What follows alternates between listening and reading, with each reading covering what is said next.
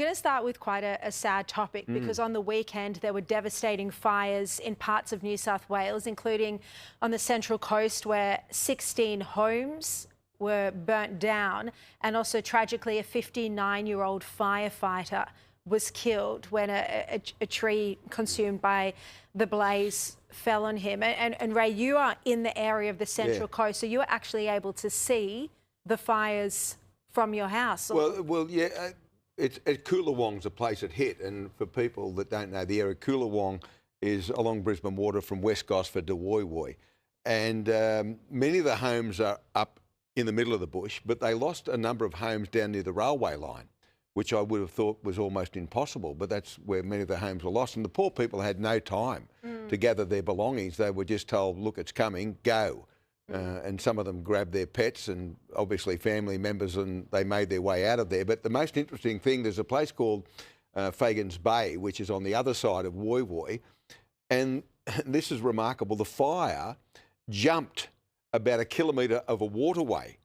I mean, it was carried by the wind, and then it didn't cause too much damage because the fireys got there and put it out quickly. And the poor fella up at Bulahdelah, which is north of Newcastle, he lost his life. And all these people, with a few exceptions, are volunteers. I mean, they're people who have normal jobs, and all of a sudden they're part of the Rural Fire Service, and hundreds of them get called out. And it happens in every state, every territory where these volunteers are there to save homes and save life. And the poor people on the Central Coast, as we watched some of the vision. And a remarkable thing, my wife drove that way this afternoon and said, it's bizarre, and it happens all the time in bushfires. There'll be a house here and a house there, and the one in the middle saved. You know, and they've all done the same thing. They've cleaned the gutters, and they've made sure that, you know, the stuff around the outside of the home is, you know, not going to spark a fire. But it's just one of those things that happens, and those poor people are being housed, I think, at various clubs and locations on the Central Coast at the moment. But I wanted to say this. Gurmesh Singh, who was recently elected as the Nationals leader in New South Wales, he made the point over the course of the weekend, hazard reduction burning. 370,000 hectares were targeted from about July this year for hazard reduction burning. 11% was done. And then if you go from 24 to 25, it's a bit better, 27% was done. Now, I'd hate to think that the Rural Fire Service are going into national parks and saying we need to do hazard reduction burning, and we need to also make sure the fire trails are accessible for the trucks and for the people that get in there. And someone from National Parks is saying, oh no, there's flora and fauna in there. You can't go in there and do hazard reduction burning. So much resistance to hazard reduction, and it infuriates the fireys and the farmers. Well, it does. And Chris Minns, he'd say, if I raised it with him, he'd say, look, they're independent. Rural Fire Service are in charge. But if National Parks and Wildlife are providing a roadblock to them figuratively and literally, something has to change. Now, it's too late now for this fire season. I remember in 2001, 2002, I started at 2GB on Christmas Eve 2001. We had what they call Black Christmas. Hundreds of homes were lost. And again, that was 24 years ago. It was hazard reduction burning that, you know, could have saved the day. You can't save it all, and you can't keep saying, oh, the weather wasn't favourable. Not every day is going to be unfavourable. But I have a feeling that someone is stymieing the Rural Fire Service from doing what they have to do, and that's hazard reduction burning. Such a big problem. It is.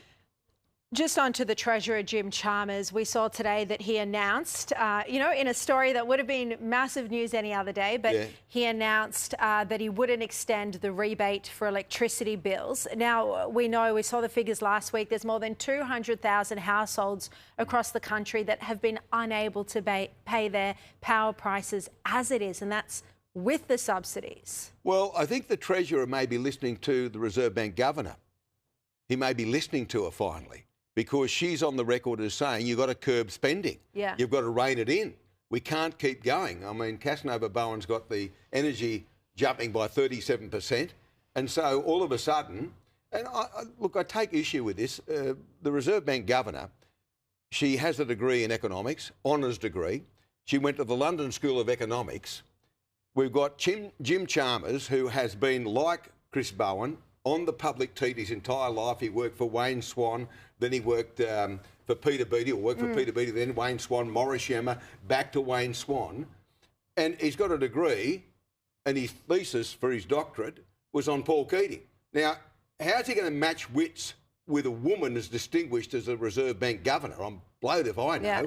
But finally, he may have listened to her. Maybe. We'll see that it seems to be cutting back spending in any other area. I don't want to run out of time, though, because I know you want to rip into Annika Wells. Look, I've been observing politicians for 4 decades. And a lot of them, it doesn't matter, Liberal, Labor, Green, in between, they got the snouts in the trough. Yeah. But what she has been responsible for over the last 6 to 12 months is just reprehensible. And for that $100,000 spend in the United States of America to be approved by the Prime Minister, nobody's backing her, and all the other things revealed by Andrew Clennell and all the other things that have been revealed over the last 24 to 48 hours, she can't survive. I mean, look. But I agree with you in normal circumstances, but the Prime Minister never sacks anyone. Remember the whole Andrew Giles debacle? He just doesn't do anything. No. He tries to ride it out. You tell me this, okay? When you're a Minister of the Crown and you make, I mean, it's obscene, you make a car driver sit outside the tennis for 7 hours because you want to come out of the tennis with your husband who's flown down from Brisbane and we paid for it, and jump straight in the car because you can't wait 5 minutes for the car to come back. It's just a sense of entitlement that I find reprehensible. And she surrenders all right to be a Minister of the Crown based on the elitism. I mean, really? In any other instance, in any other business, if you're a senior executive of a company and the boss finds out you've made a hire car wait for 7 hours while you have a few tipples and watch the tennis, and the only reason you did it because you didn't want to be inconvenienced when you come out and the hire car driver might be 5 minutes late. Oh, Annika, really, hang your head in shame.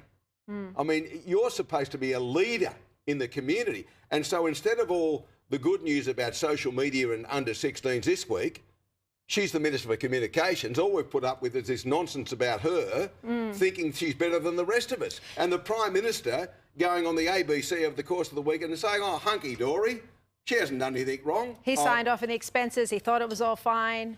I mean, really. And I mean, Tony Burke, we had to wait 8 years for him to pay $8,000 of $12,000 back for his much vaunted trip out to Uluru. But people, people are sick to the back teeth of this stuff.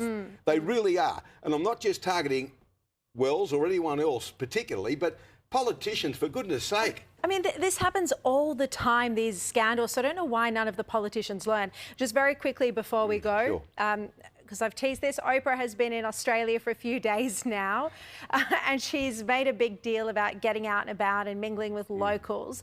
There was one funny moment, though, where she bought Channel 7 TV reporter Paul Caddick Bill's pancakes. Have a look at this. Back for lunch?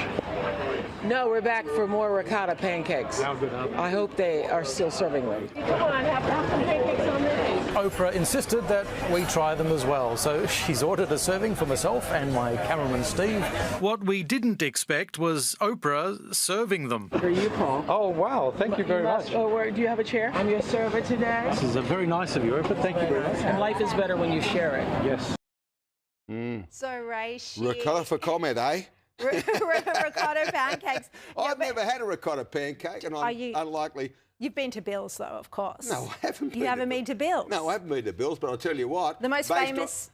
Based on Oprah going there and talking about it and you talking about it, there'll be a queue... Yeah, there already is. ...to Timbuktu tomorrow to get in there. There already is. So Bill's is the most famous pancakes in Australia. I'm not a big fan of the ricotta hotcakes or any pancakes. I'm a simple person. Yeah. Pubs and RSL are my go, okay? And pancakes aren't too fancy. Well, Pancakes on the Rocks I used to get to as a young bloke. Are they still existing? They are, and I actually went there for my son's 6-year-old birthday because we thought he would like it. What, you didn't take the Bills? No, I took him to Pancakes on the Rocks. Still going, still with all the sauce. I tell you what, before Christmas or into the new year, you take me to Bills and give me that life experience that Oprah now feels. All right, Ray, great to see you as always. Thanks, Dale. See you.